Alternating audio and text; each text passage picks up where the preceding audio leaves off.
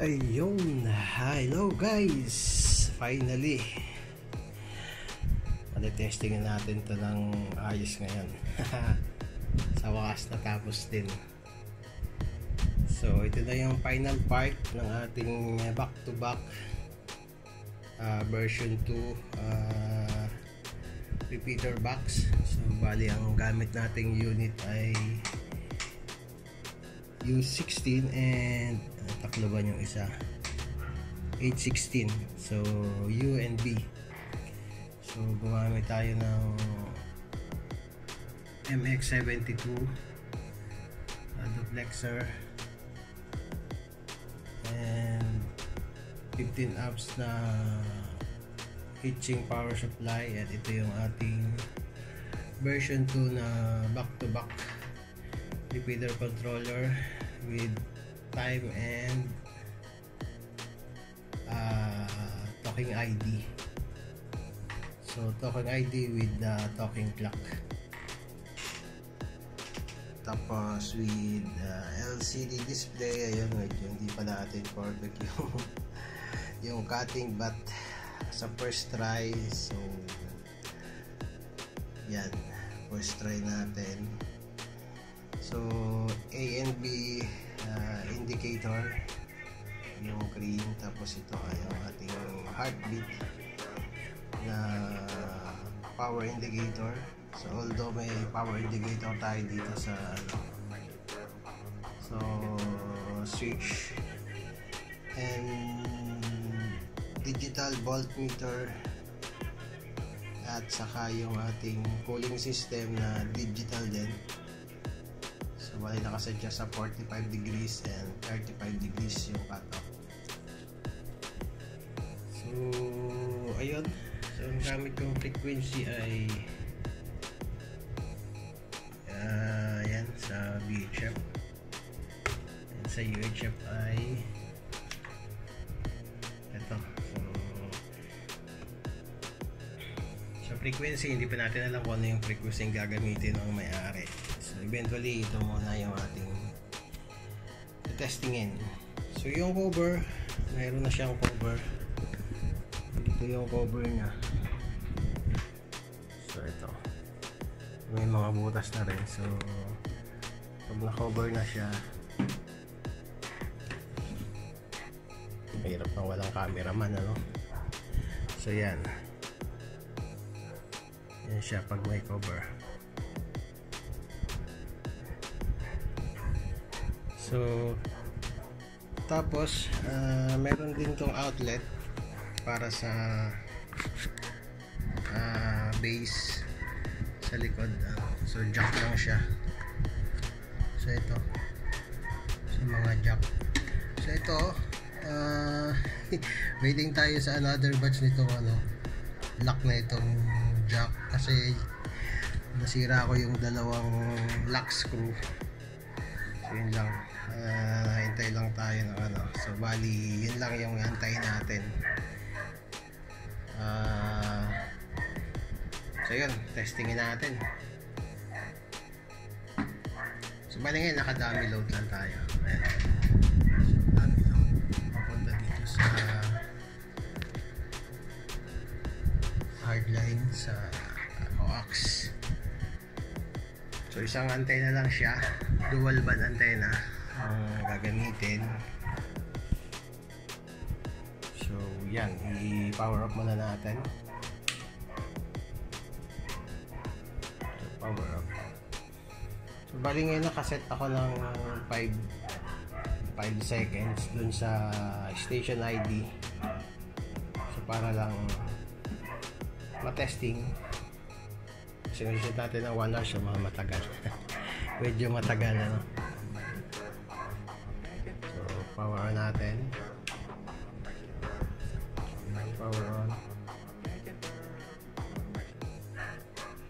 So yan, may time. Yun, mag-ID na siya.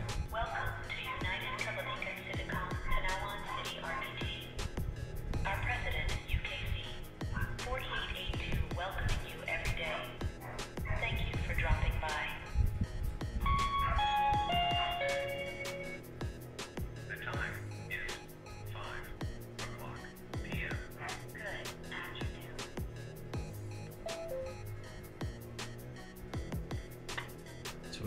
So bali 17 is 5 PM yan. So may date October 1, 2023. So yung version natin, and ito yung gumalakad na, so call sign ko yan. Call sign ko gulalakaw sa Kiyaw-Kiyawan, ano? And yung ID is ano yan, sa grupo natin sa UKC Tanawan.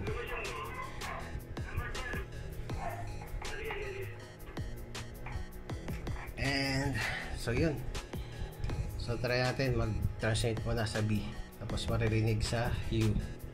So normally ano siya, sa back to back ganun talaga.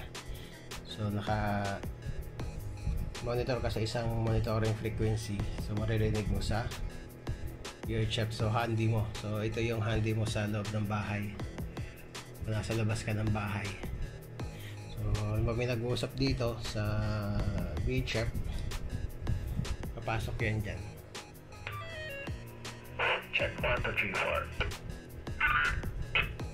Yan. 1 to 3 4, check.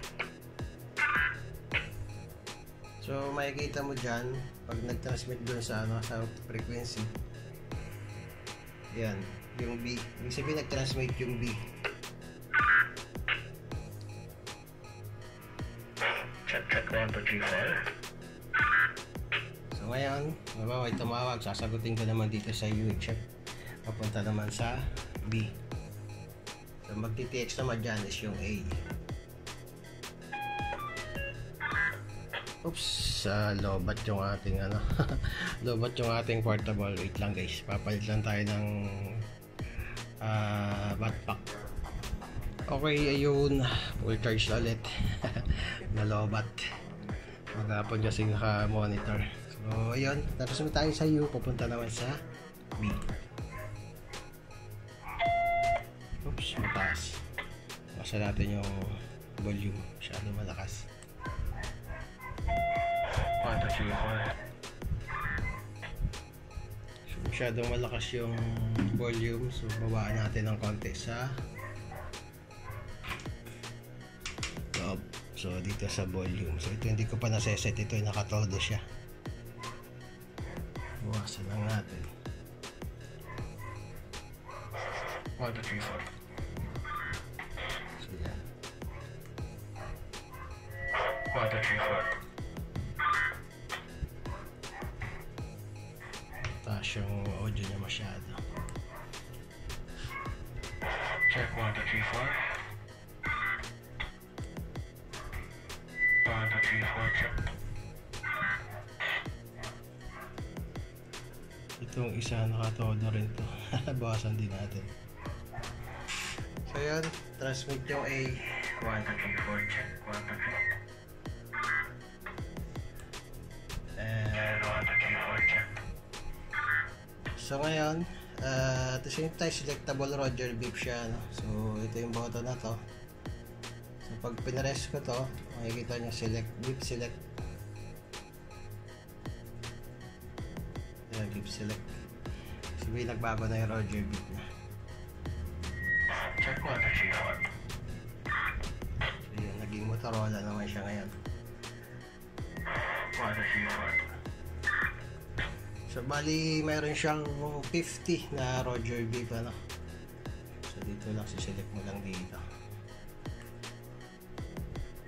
Check 1. So bali pareho yan, kung ano yung Roger beep dun sa isa, ganun din dito.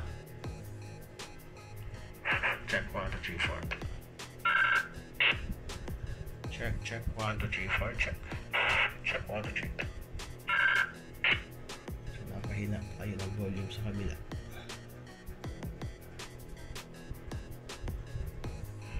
1 to 3 4, check. 1 to 3 4, check. So yun.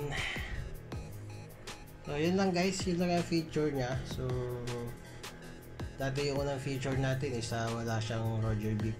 Yung Roger beep niya, beep tone lang. So ngayon, so yan, may MP3 na tayo, player, hindi player, and mayroon tayong real-time clock para sa oras. Yan, so yan yung ano natin, version 2. So ito, hindi pa siya naka-fix, no? So i-epoxy na lang natin to kasi masyado ng madaming metal sa loob para hindi na masyadong magdagdag ng metal. So okay, yun lang guys, and maraming salamat sa lahat ng sumubaybay sa project na to, and shoutout dun sa may-ari pala, hindi ko na babanggitin yung pangalan, ano, secret. Maraming salamat sir sa pag-iintay. So medyo inabot din tayo ng halos isang buwan, kulang-kulang isang buwan sa project na to. First time natin gumawa ng ganitong version, ano, na set na. So siguro yung next version naman ang susunod natin. So etong unit na to, mag-aantay lang ulit tayo ng ganyan unit. So isa na lang yung natitira ko, yun. So maganda kasi itong unit na to, matibay, although kumbaga matanda pero matigas. So yan siya guys, yan. So medyo pangit yung kahon natin, hindi siya ganun kapulido, no? Unang try lang po para sa first trial. Yan, ganyan to siya, ganyan yung itsura. Anyway, yun, muli po nagpapasalamat sa lahat ng sumubaybay at sumuporta sa grupo natin, no?